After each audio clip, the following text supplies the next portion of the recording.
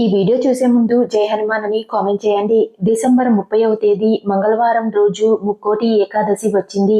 దీన్ని వైకుంఠ ఏకాదశి అని కూడా అంటారు. ఈ ముక్కోటి ఏకాదశి రోజున 33 కోట్ల మంది దేవతలందరూ భూమిపైకి వచ్చి భక్తులను ఆశీర్వదిస్తారంట. కాబట్టి ఇంతటి పవిత్రమైన ముక్కోటి ఏకాదశి రోజున ప్రతి ఒక్కరూ ఖచ్చితంగా కొన్ని నియమాలు పాటించాలి. ముక్కోటి ఏకాదశి రోజున చేసే కొన్ని పొరపాట్ల వల్ల 1000 జన్మల వరకు కష్టాలను అనుభవిస్తారు అని విశ్వాసం.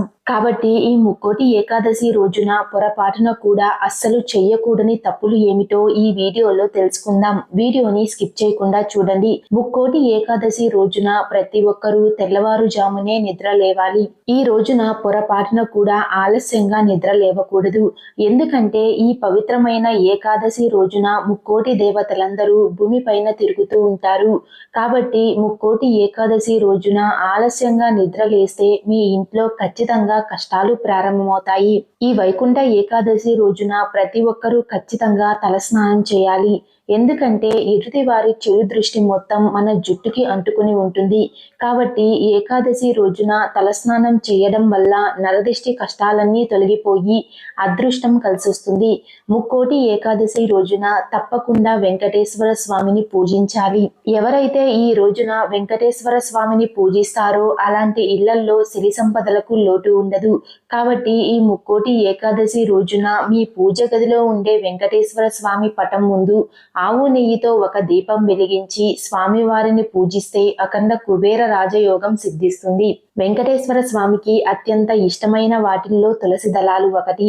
కాబట్టి ఈ ముక్కోటి ఏకాదశి రోజున కొన్ని తులసి ఆకులను ఇంటికి తెచ్చుకొని మీ పూజ గదిలో ఉన్న వెంకటేశ్వర స్వామి పటం ముందు పెట్టండి. ఇంట్లో డబ్బు సమస్యలు లేకుండా ఉంటాయి. రావి చెట్టును దైవ వృక్షంగా భావిస్తాము. అయితే ఈ ముక్కోటి ఏకాదశి రోజున రావి చెట్టుకు చాలా దైవ శక్తి ఉంటుంది. ఎందుకంటే ఈ ముక్కోటి ఏకాదశి రోజున 33 కోట్ల మంది దేవతలందరూ రావి చెట్టులో కొలువై ఉంటారు. కాబట్టి ఇంతటి పవిత్రమైన ముక్కోటి ఏకాదశి రోజున ప్రతి ఒక్కరూ రావి చెట్టును ముట్టుకొని నమస్కారం చేసుకోండి. ఈ రోజున రావి చెట్టును ముట్టుకొని నమస్కారం చేసుకుంటే ఎలినాటి శని దోషాలన్నీ తొలగిపోయి మీ జాతకంలో విపరీతంగా అదృష్టం పెరిగి డబ్బు పరంగా మీకు బాగా కలిసి వస్తుంది. అలాగే ముక్కోటి దేవతల ఆశీర్వాదం లభిస్తుంది. తులసి మొక్కలో లక్ష్మీదేవి కొలువై ఉంటుంది.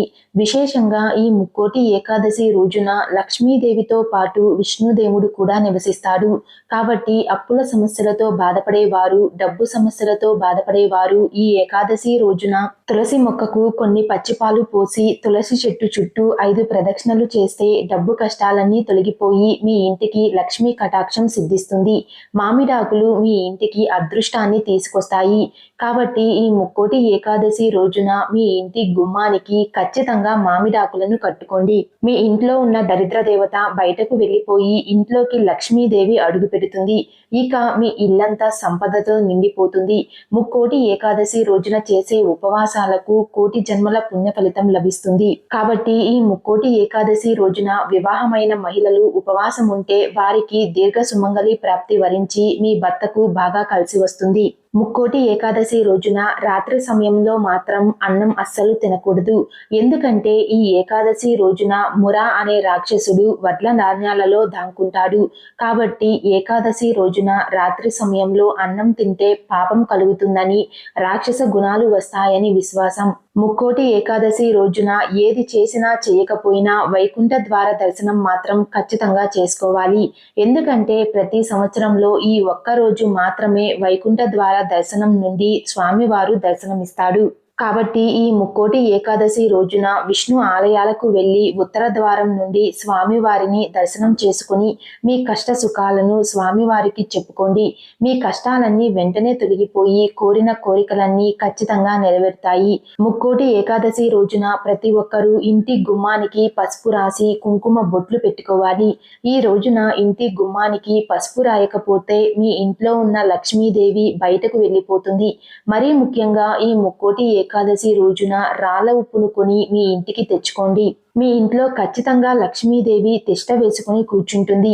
అలాగే లక్ష్మీదేవి అనుగ్రహంతో మీరు త్వరగా ధనవంతులు అవ్వాలంటే ఏకాదశి రోజున ఇంట్లో పూజ చేసేటప్పుడు కర్పూరం పైన ఒక లవంగాన్ని పెట్టి మీ పూజ గదిలో ఉన్న లక్ష్మీదేవి పటానికి హారతి ఇవ్వండి. ఏకాదశి రోజున ఇలా చేస్తే మాత్రం మీ ఇంటికి విపరీతమైన సంపద సిద్ధిస్తుంది.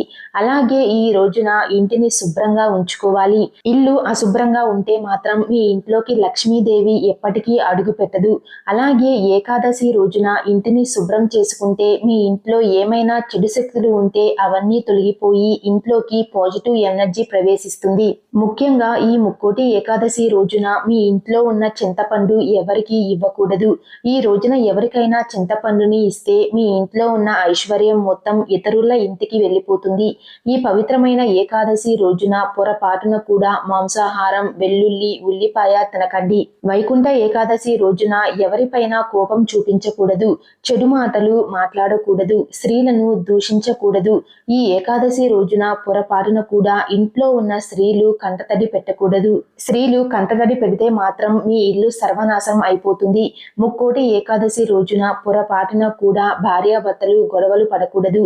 ఈ రోజున గొడవలు పడితే మాత్రం భార్యాభర్తలు ఎప్పటికైనా సరే విడిపోయే అవకాశాలు ఎక్కువగా ఉంటాయి. ముక్కోటి ఏకాదశి రోజున జుట్టు కత్తిరించడం, గోర్లు కత్తిరించడం, గడ్డం తీసుకోవడం వంటి పనులు అస్సలు చేయకూడదు.